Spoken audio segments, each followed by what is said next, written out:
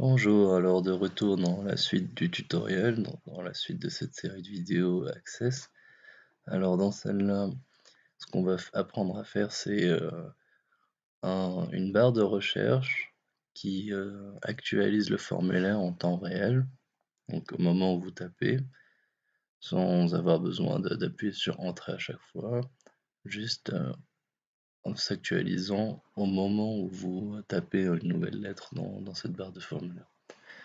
Alors tout d'abord, ce que j'avais envie de régler, c'est ici on peut voir qu'on peut modifier les spécificités des agents. J'ai pas envie que ce soit possible ici.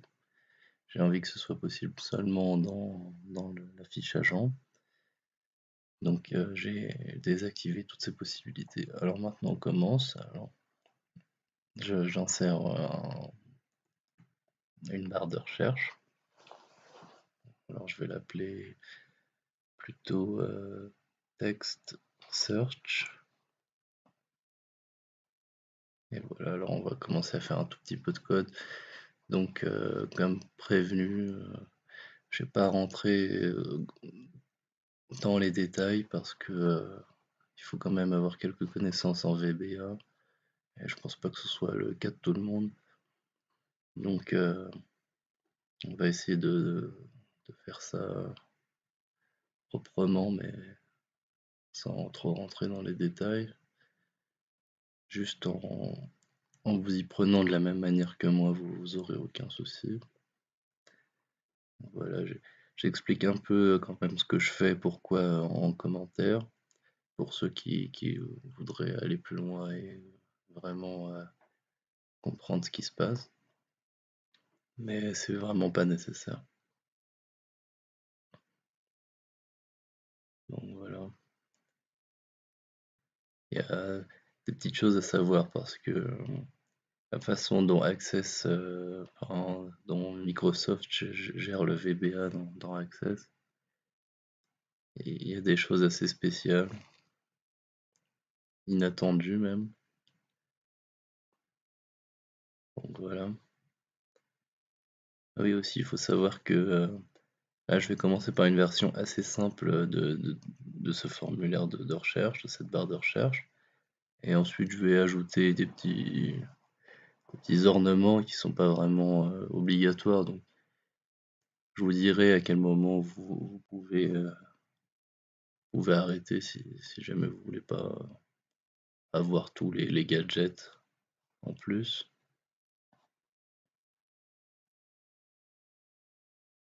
Voilà. Donc là, normalement, juste avec ça, on a une barre de recherche fonctionnelle. Voilà, donc on tape et on a le résultat qu'on veut.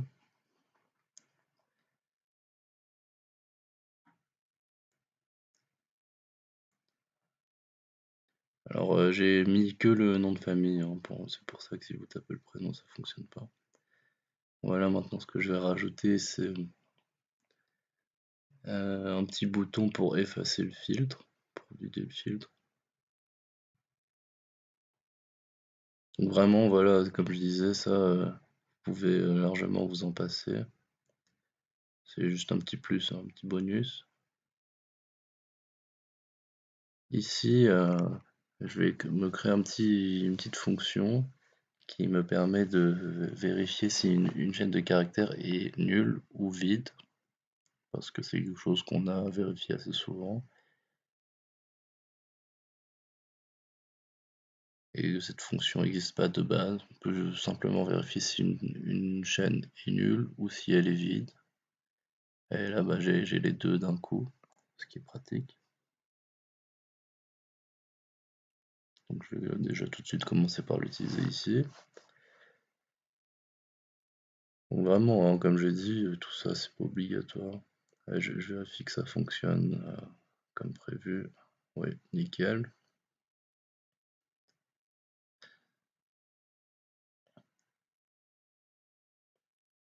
Maintenant, je vais m'occuper de mon petit bouton.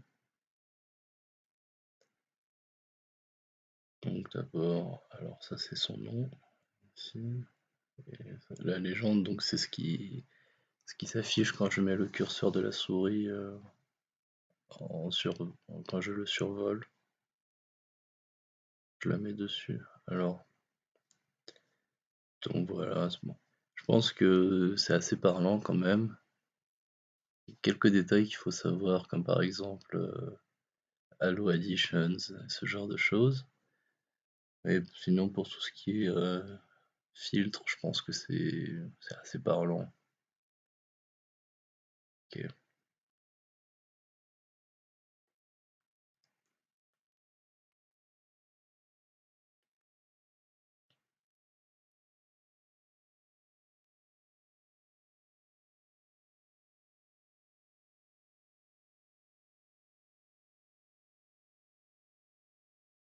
Voilà, ça fonctionne comme prévu. Bon, maintenant, je vais ajouter encore une autre petite chose.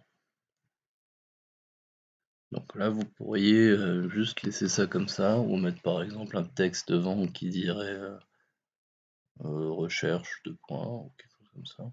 Ou taper ici ce que vous voulez rechercher. Et ce que j'ai préféré faire, c'est le mettre par-dessus. Vous voyez, ouais, quand je veux écrire, il s'efface.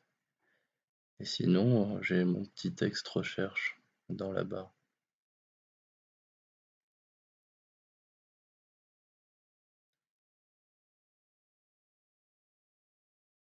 Voilà, alors je vais régler quelques petits détails. Vraiment, bon, c'est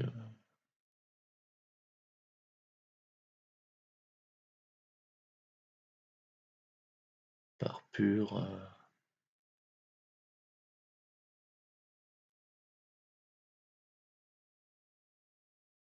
côté un peu méticuleux ou maniaque, à vous de voir.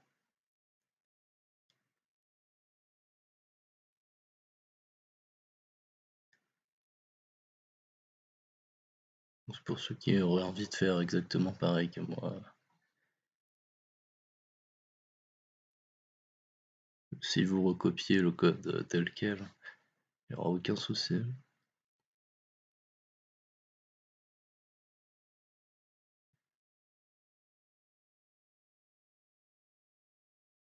Alors, bon, ça fonctionne, hein, toujours.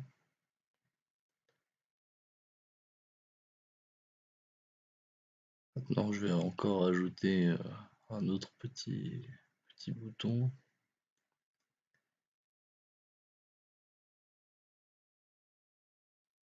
Ah oui, bon, d'abord, je nettoie un peu le code, hein, j'ajoute des commentaires. Bon, voilà, pour que ce soit la plus propre. C'est nickel. Parfait. Donc, mon autre petit bouton,